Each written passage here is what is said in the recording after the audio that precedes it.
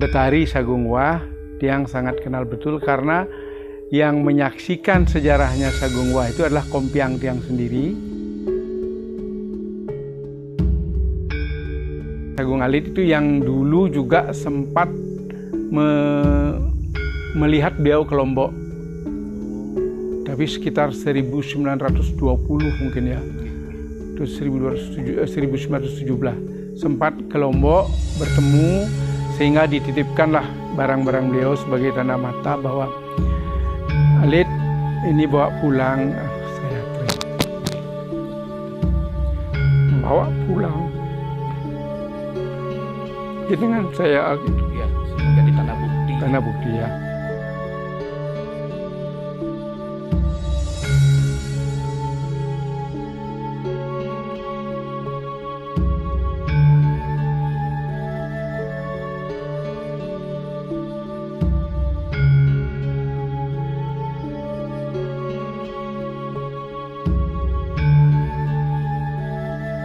Beliau bersumpah saya tidak menikah. Op dulu, sedih agak.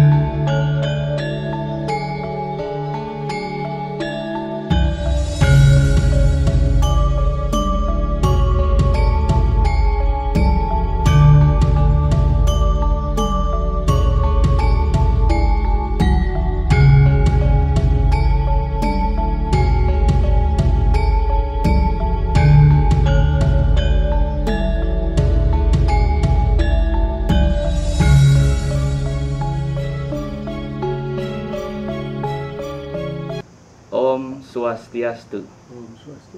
Semeton, bertemu lagi dengan saya. Kembali, saya dari Turah Agung Mayudi Channel akan menyapa semeton milenial ataupun semeton di seluruh Nusantara untuk kembali membahas tentang terkait sejarah, adat, seni, dan budaya di Bali. Baik semeton, kali ini saya spesial berada di Jero Sanghyang. Dan saya bertemu dengan seorang penglingsir dan juga sebagai titiang, anggap beliau niki ayah titiang juga, aji titiang juga, bagaimana situasi dan cerita di balik Jero Sanghyang ini terkait. Nah, ini yang spesial terkait kisah sejarah Ide Betari Tabanan, Ide Sagung Ayuah, di mana beliau adalah seorang tokoh yang menjadi ujung tombak kepahlawanan seorang wanita di Kabupaten Tabanan, tentu juga di Bali, Nanti kita akan ulas bersama beliau Haji Agung Titiang Riki Ring Jero Sanghyang. Dan sebelumnya kita akan perkenalkan dulu siapa beliau, apa kegiatan beliau, dan bagaimana sejarah dari Jero Sanghyang itu sendiri. Baik, Om Swastiastu. Om Swastiastu, nggih Kijeng. Sampun api kena. Dados becik nggih, terima kasih. Yang niki boleh melancaran mriki. Nggih, becik. Nggih. Nggih, sampun kayun rawuh mriki. Suksmo mau datang ke Banjaramengan, ke Jero Gede Sanghyang. Tiang sekarang sebagai penglingsir jadinya, karena anak tertua juga dan umur juga sudah lingsir ya. Umur sudah lewat 60, jadi 66 tahun. Jadi tiang sebetulnya di rumah baru tahun 2011 kemarin definitifnya. Jadi sebelum itu tiang sejak 1976 sudah merantau. Wah, luar biasa. Sudah merantau, jadi tiang kuliah di Jawa, akhirnya kerja pun di luar Bali terus. Keluar Bali terus, jadi tahun 2011 kemarin baru sempat dinas di Bali. Jadi ya terlepas dari itu, saya mengamati Bali ya dari luar. Tetapi cerita masalah Betari Sagung Wah tiang sangat kenal betul, karena yang menyaksikan sejarahnya Sagung Wah itu adalah kompiang tiang sendiri. Yang sengan itu sebagai ipar, karena suami dari misannya yang di sini. Sagung Wah kan lahir di Puri, tapi ibunya dari sini, kan dia punya saudara misan atau sepupu, saudara sepupu dari ibu. Ya, saudara sepupu dari ibu punya istri, itu jadi kompiang saya di sini. Nah, itu yang bercerita bagaimana Sagung Wah, bagaimana dulu Sagung Wah. Ceritanya saya bertanya dulu itu waktu saya masih SMP lah, selalu ngaturan dikit terus lumbung namanya itu, Suryo, ngaturan piodalan katanya ke Betaro di Lombok. Terus, karena kita sudah besar kan nanya terus waktu SMP, lo Betaro siapa di Lombok kok ini. Nah akhirnya dikasih tahulah, diceritain lah bahwa itu adalah Betari Sagung Wah, itu hari lahirnya Budo Klion Ugu. Budo Klion Ugu itu adalah otonan atau wetonnya Ido Betari. Jadi dulu setiap Budo Klion Ugu selalu kita, dan sampai sekarang pun masih, tapi sekarang kita sudah di Rong Tigo ngaturannya. Jadi sebagai penghormatan saja Budo Klion Ugu. Ya, itu. Jadi kalau mengenai Sagung Wah, tiang banyak tahu dari kompiang tiang itu sendiri, yang menyaksikan lah, ikut menyaksikan sejarah bagaimana Sagung Wah waktu dia balikan Wangayo. Pemirsa, semeton semuanya, sebelum kita berlanjut kepada topik bahasan, ada baiknya semeton muda juga mengetahui bagaimana asal-usul Jero Sanghyang ini sendiri.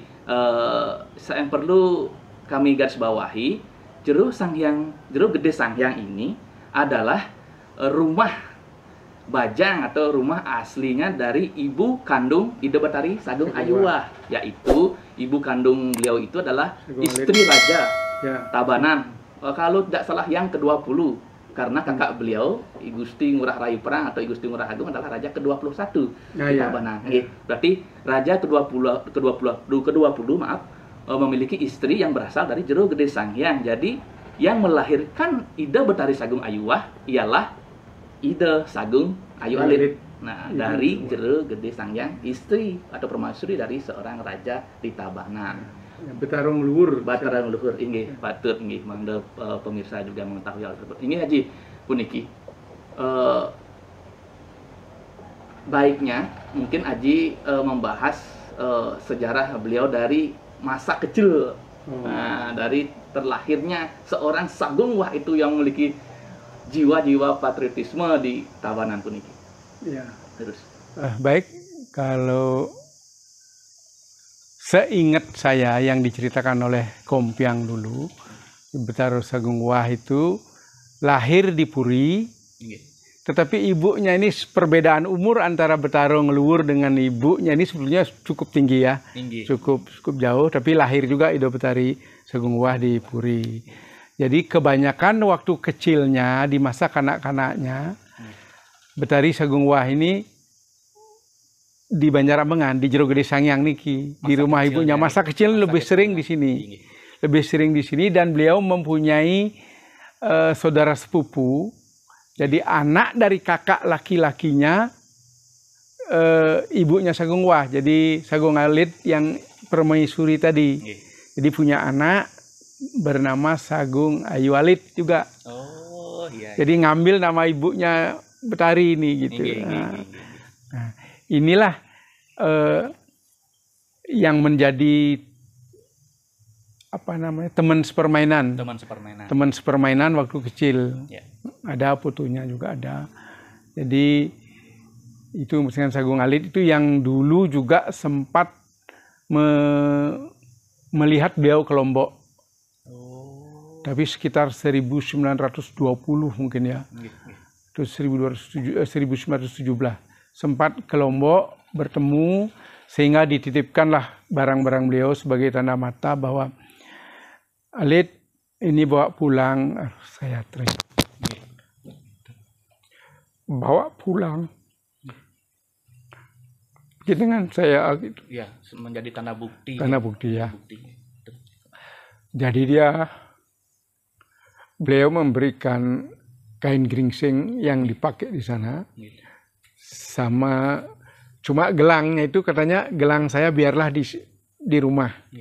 Itu sebagai kenang-kenangan saya kepada rumah karena saya tidak akan pulang.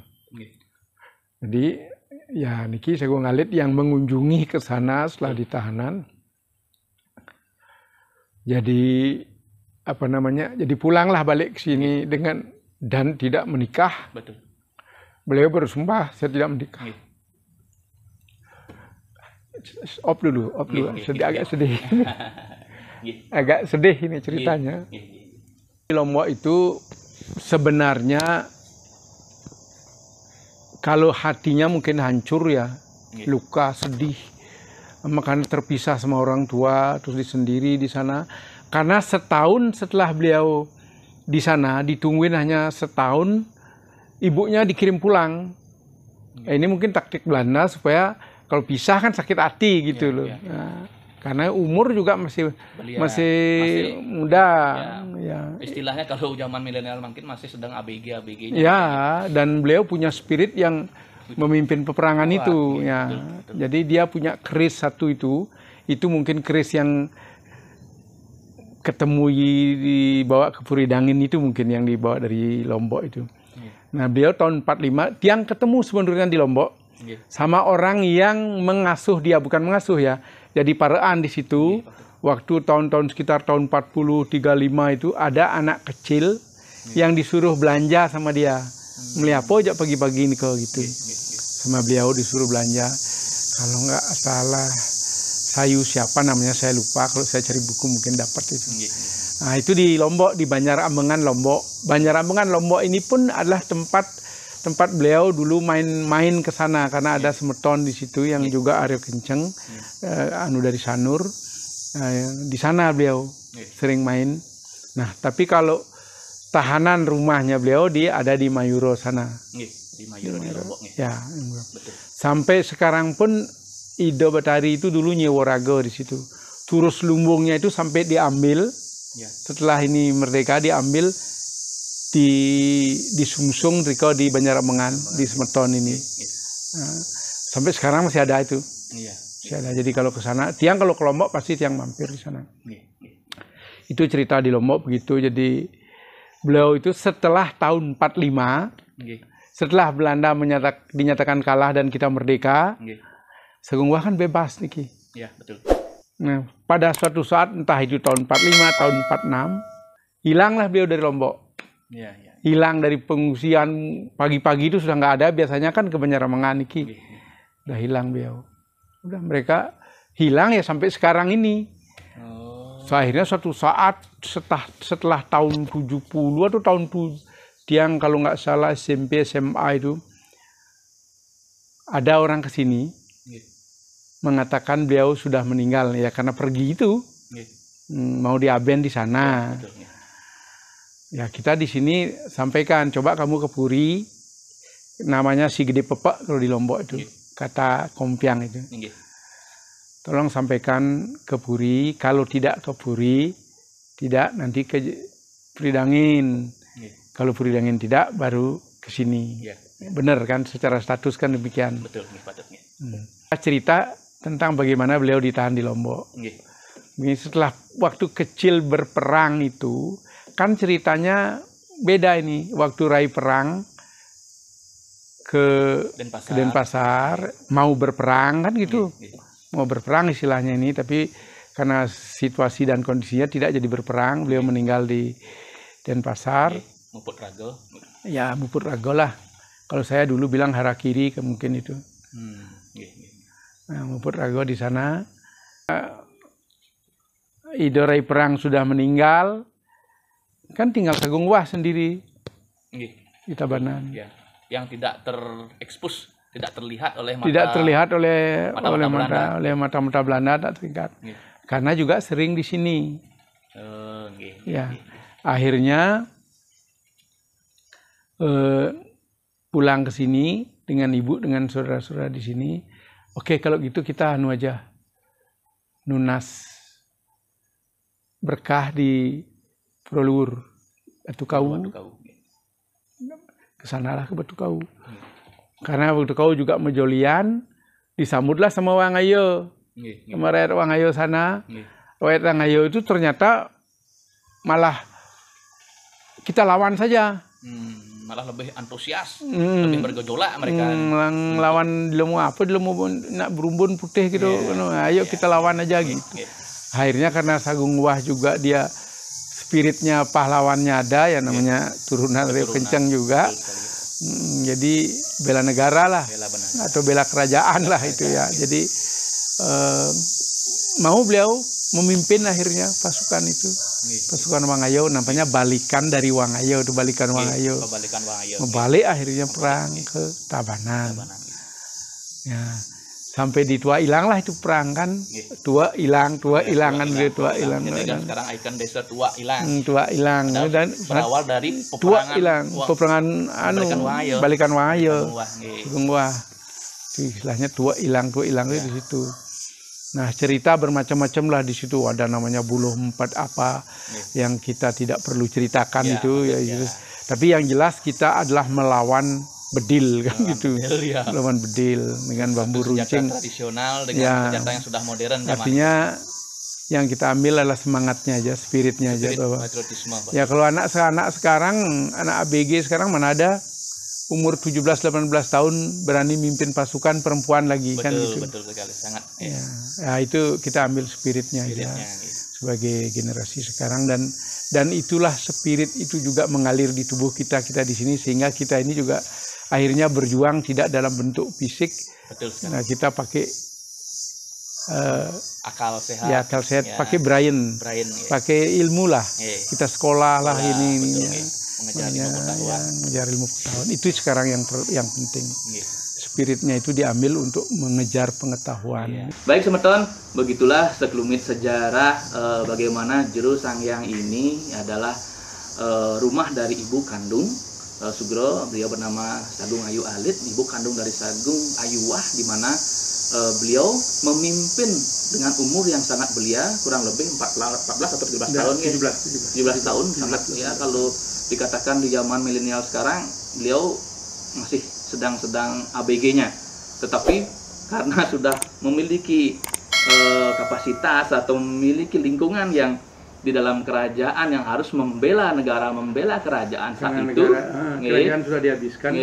Beliau harus seperti sudah, kalau istilahnya istilah penjudi ya itu sudah asah, itu nekat ya, asah untuk membela negara bagaimanapun keadaannya.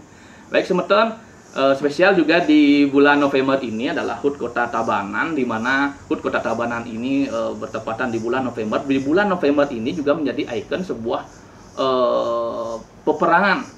peperangan melawan penjajah Belanda yang disebut dengan pembalikan Wangayo November niki kita.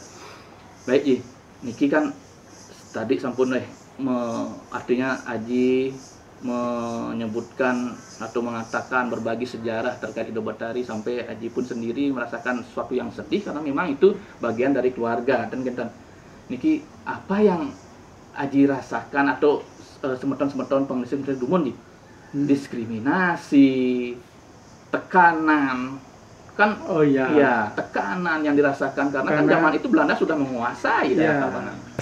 Sejak itu ya, khususnya Jero Sanghyang ini kan karena merupakan musuh Belanda jadinya kan gitu, merupakan musuh Belanda. Bagaimanapun Jero di sini kan orang takut mendekat, termasuk semeton juga sedikit itu.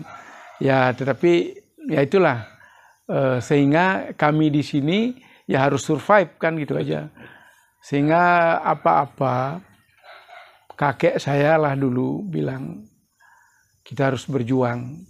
Jadi saya punya paman tamat SMA juga langsung disekolahkan ke Jawa, nggak mau sekolah di sini.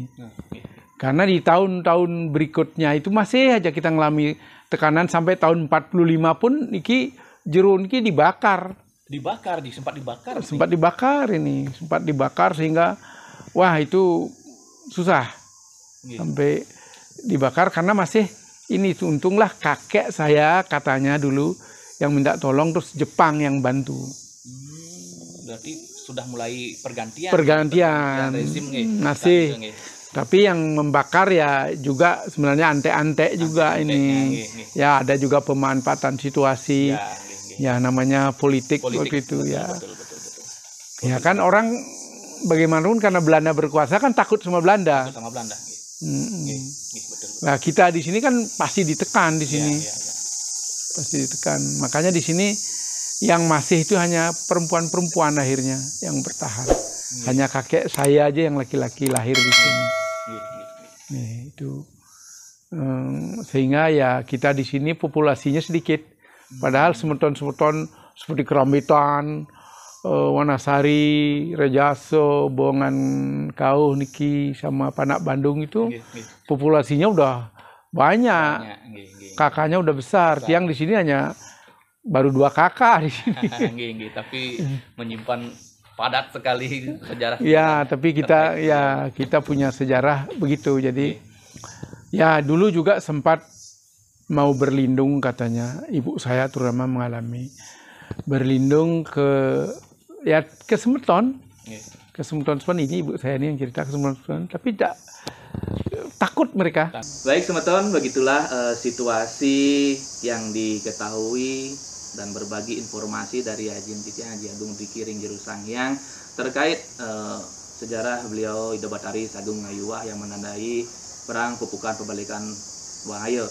Jadi konten ini tidak ada bermaksud untuk mengembalikan sesuatu yang berbau rezim feodalisme, tetapi di zaman itu sudah ada jiwa-jiwa patriot, nah yang patut kita teladani di zaman sekarang ini spiritnya untuk kita berani merantau seperti Haji misalnya tadi, merantau keluar, berani mengambil pekerjaan atau bersekolah untuk mengejar ilmu dan cita-cita kita. Di zaman Republik ini, Puri ini tidak lagi lah sebagai pusat kekuasaan, tetapi sebagai pusat budaya, seni, dan sejarah yang melatar belakangi perjuangan melawan penjajahan di kala itu. Baik Haji, terima kasih niki untuk galah mengendur rasa dumugi dengan adanya konten niki dapat bermakna kepada generasi muda ataupun semeton-semeton yang lain di Nusantara ini untuk memaknai sebuah sejarah ini sebagai ujung tombak perlawanan terhadap penjajahan kala itu. Dan kita ya, mari kita berjuang untuk keberhasilan generasi mendatang semua sebagai spirit saja. Baik, kita siap untuk Prama Santi. Om Santi Santi.